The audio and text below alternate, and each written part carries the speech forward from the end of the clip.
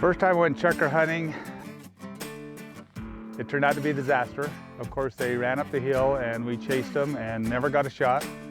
And from that day on, I had a hatred for them. I wanted to get a good dog, a good gun. I wanted to learn how to get on top of them. I was hooked bad, bad, bad.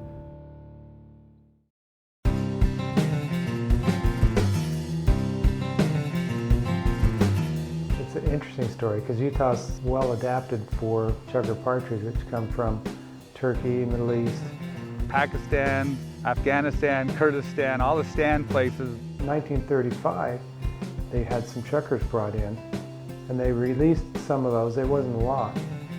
Some more were released in 1951 when the Fish and Wildlife Service brought a bunch of chukar back straight to Utah from Turkey. Chukar live in really interesting terrain. Most of it's on public land. Chukar like it dry, and they like it steep, and we've got a lot of dry and steep. And if you've ever seen the terrain in a place like Afghanistan, it's a lot like the West Desert of Utah. It's just like where they came from, so they do really well. And there's lots of ugly places in the West Desert that wouldn't have anything if it wasn't for chukar.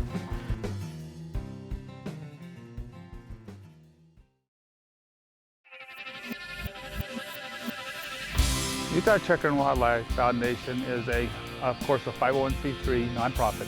Our goal is to basically expand opportunities to hunt chukars by expanding habitat and providing water sources.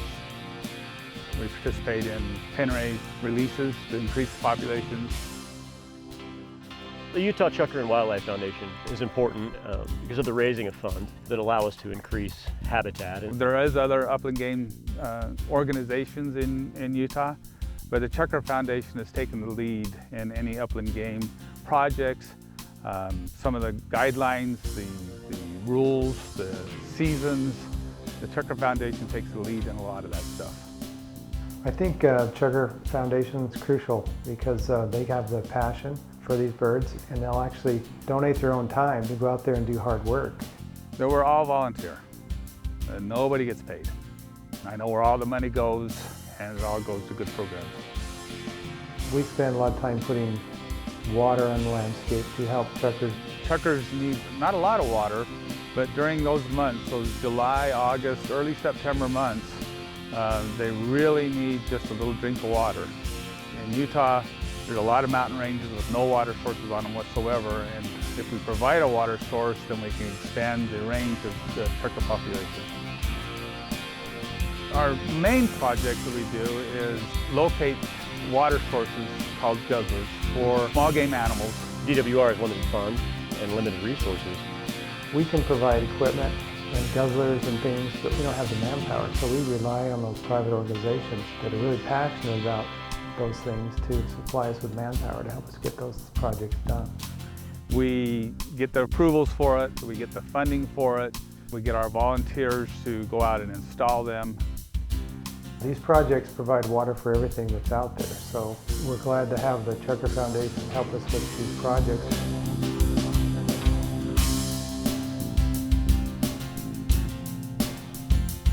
We have probably 12 or 13 species that use the guzzlers as much as chukars do. A lot of these guzzlers we put in have benefited deer, antelope, golden eagles.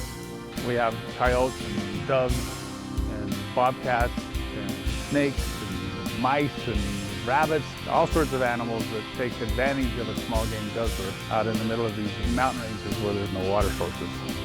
We're helping everybody, all things, all the wildlife species.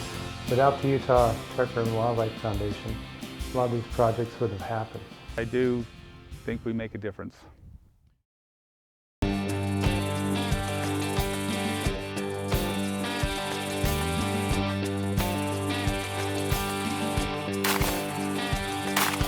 Told me you'd be home by 10, but it's closing in on 1. I called 3 times to make sure you're alive. You ain't answering your phone, so tell me now.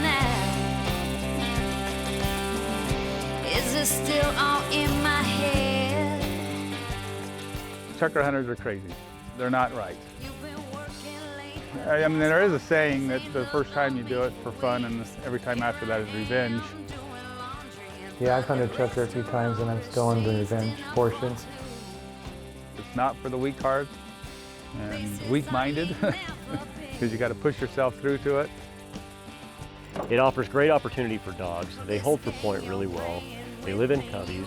On good years, there's lots of them. It's pretty much steep and rocky, and then you get put a little snow to it, and it could be even treacherous. It is a big challenge. Just finding them is a challenge, and hitting them is even a bigger challenge. On public land, the opportunities are almost endless. So it really offers the sportsman a unique opportunity here in Utah. It's just fun. It's not necessarily, even if you get anything, it's just fun to get out and walk around and enjoy it, Utah. Chukar hunters, they're not normal. There's something wrong with them, but they've been really good friends. My friendships that I've made through the Chukar Foundation and through some of the dog people has just been awesome. They're a group of people that I think would, if I was lost, they'd come find me. If I was hurting and broke down, they'd come fix me. I mean, they're just amazing people.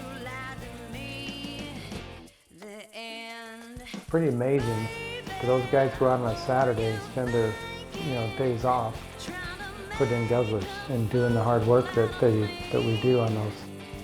I like that they take the time to drive 3 hours somewhere and spend a couple hours with me digging holes and pounding posts and things like that. You can tell that they're passionate about chukar. Without those dedicated individuals that go out there and help us put this stuff on the ground, those projects would not have taken place. They're kind of a special breed.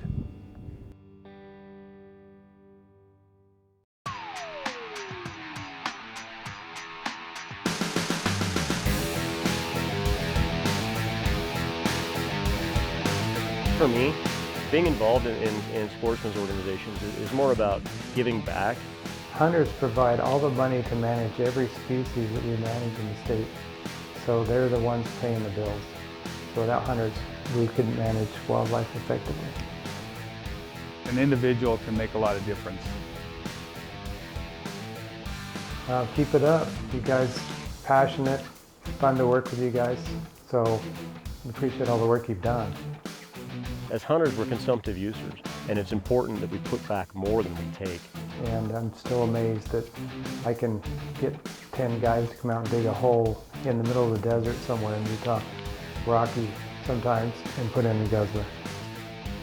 Without the hunters, nothing would happen, because they're the ones that put up the money, buy the licenses that allow us to manage those birds, that allow us to raise and to buy those birds. We give more back to the resource than any other group, and we should. So without hunters, yeah, there wouldn't be anything going on. And I think when you join the Chukar Foundation, you become involved, you can make a difference. An individual can make a difference.